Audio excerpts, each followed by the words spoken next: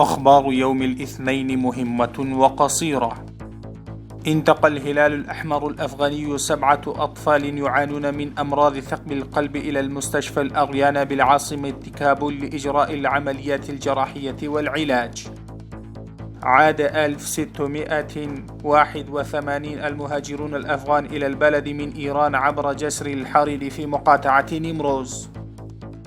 تم تفعيل موقع مركز المعلومات والإعلام الحكومي. سيتم نشر محتويات مختلفة على هذا الموقع باللغات البشتو والداري والإنجليزية.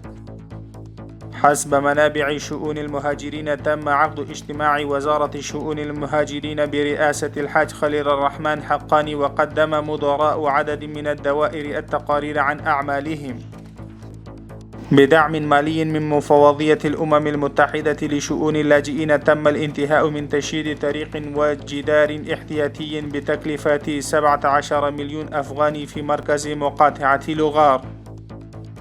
قدم الهلال الأحمر الأفغاني مساعدة غذائية إلى 500 أسرة معوقة وفقيرة تم مسحها في منطقة ديلارام بمقاطعة نيمروز.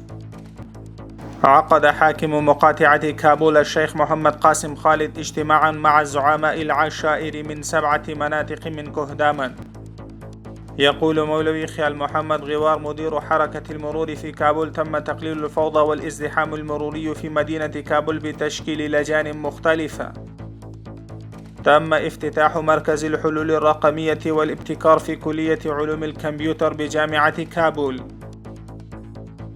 ألقت شرطة منطقة 15 التابعة لشرطة كابول القبض على 5 لصوص وسلمتهم إلى الجهة الخاصة.